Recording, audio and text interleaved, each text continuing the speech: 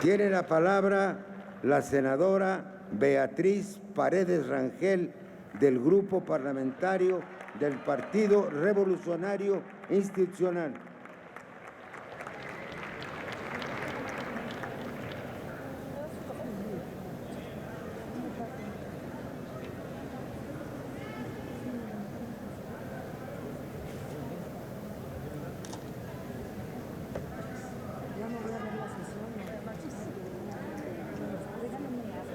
Ahí está. Gracias. Felicidades, secretario. Hola, Carlita. Muchas gracias.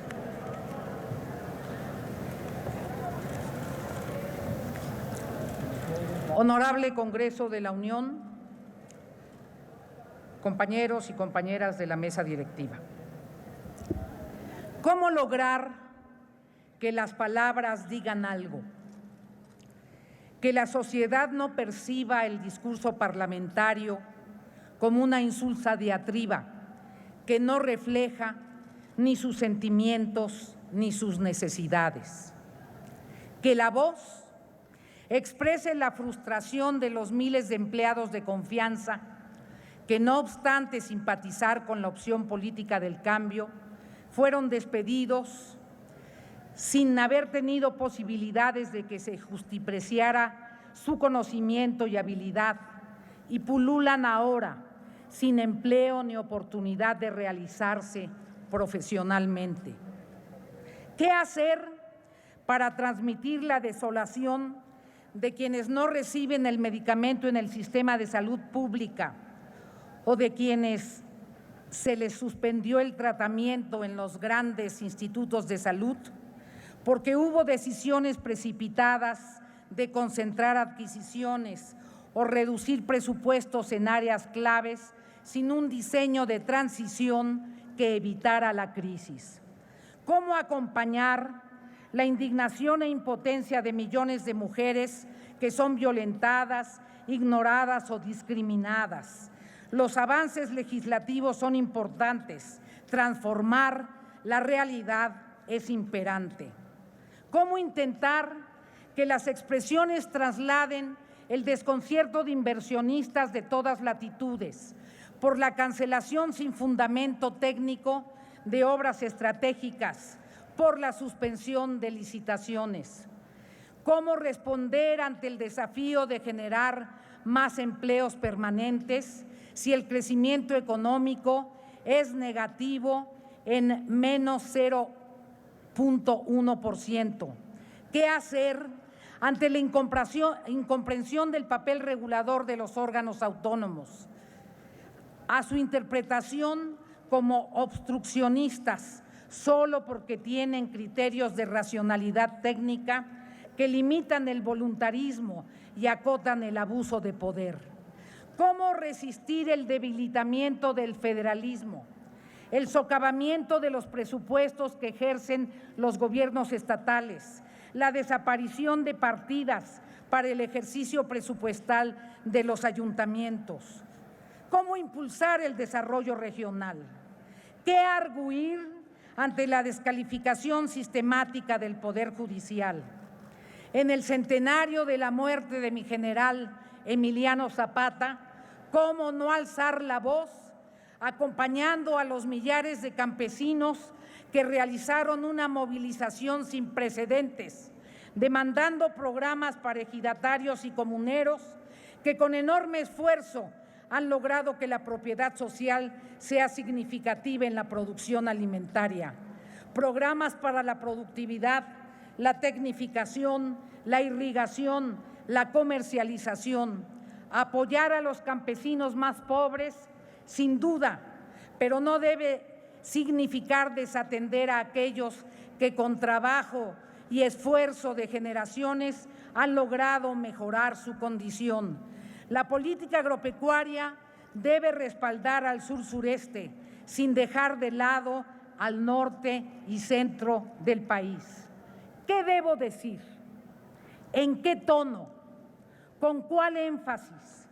Para provocar en mis colegas de otras banderías la disposición a la reflexión, a la escucha serena, a la profundización para el análisis de las políticas gubernamentales que consideramos desacertadas, a partir de la objetividad y del encuentro con la realidad que a todos nos atañe.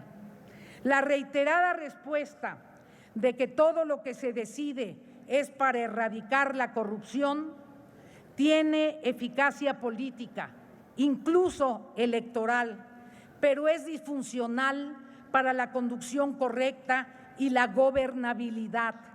Deja vacíos y confunde procesos. Puede concluir en la demolición de las instituciones.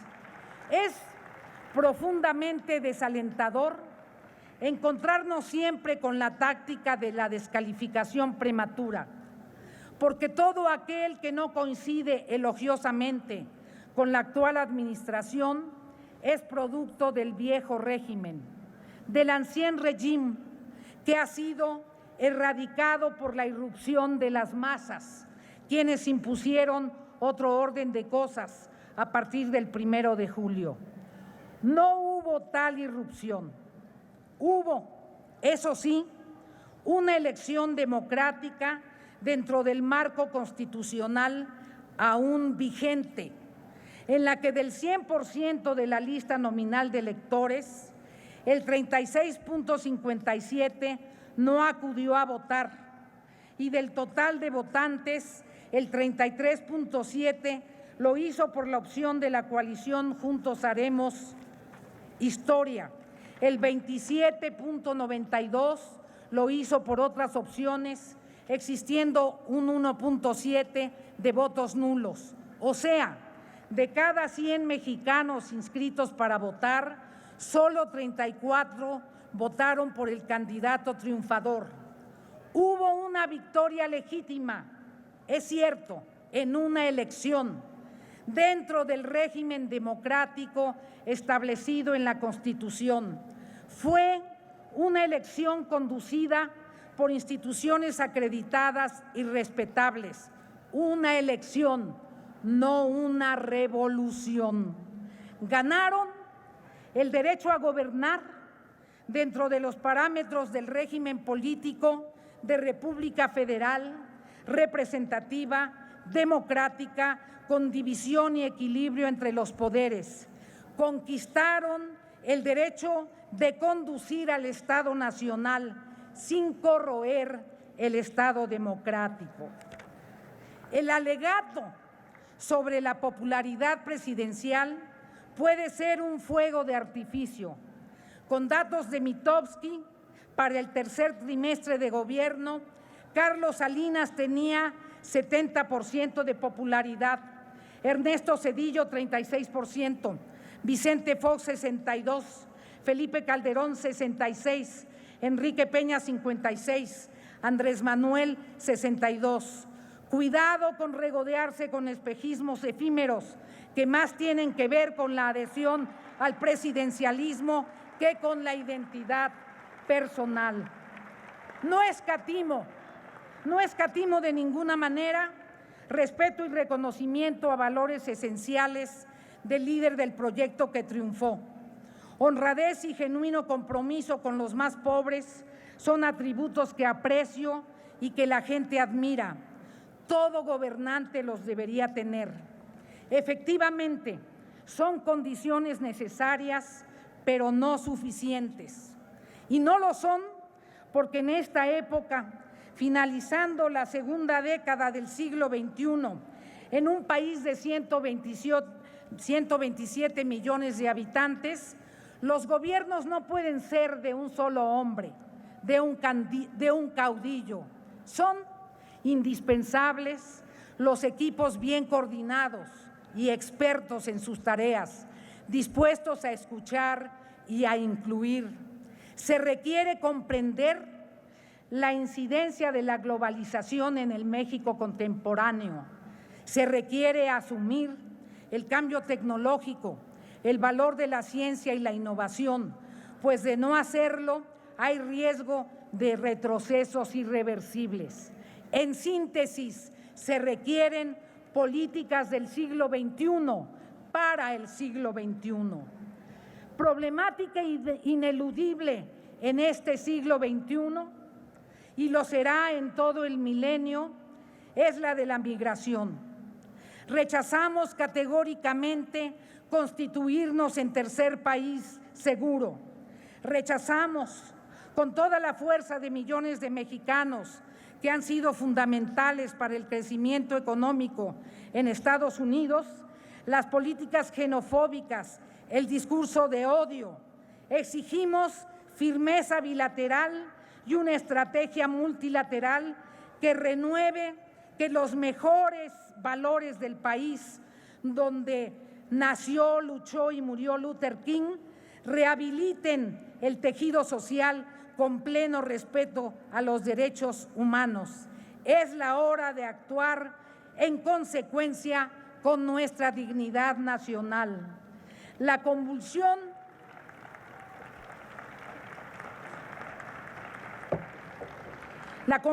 de nuestras fronteras requiere una estrategia específica para que el talante hospitalario que ha caracterizado a nuestros compatriotas fronterizos no se vea trastocado ante la insuficiencia de oportunidades, ante infraestructura incompleta y rebasada, oportunidades para los mexicanos de la frontera, apertura para todos los migrantes, pero pleno respeto a las oportunidades para todos.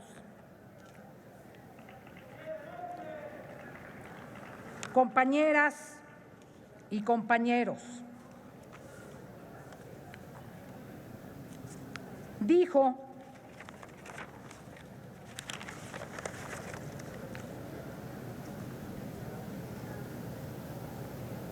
el 27 de junio de 2018, en el cierre de campaña, el candidato López Obrador: habrá un auténtico Estado de Derecho, bajo la premisa liberal de que al margen de la ley nada y por encima de la ley nadie.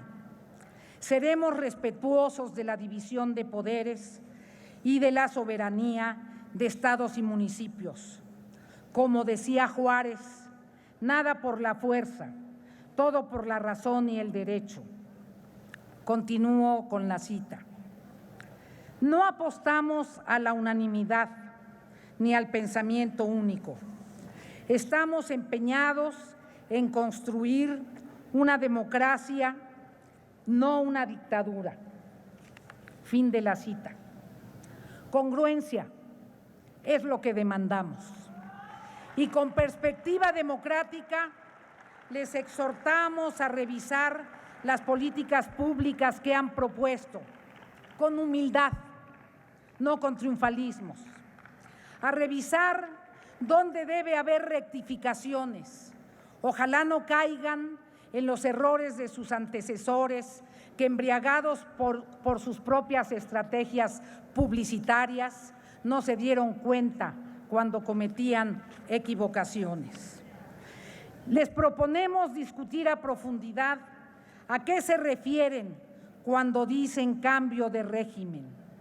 Si se pretende una restauración autoritaria que debilite instituciones y la evolución democrática que costó décadas construir a todas las fuerzas políticas, incluyendo desde luego a preclaros dirigentes de la izquierda y a movimientos sociales progresistas, si ese es el propósito, no lo vamos a permitir.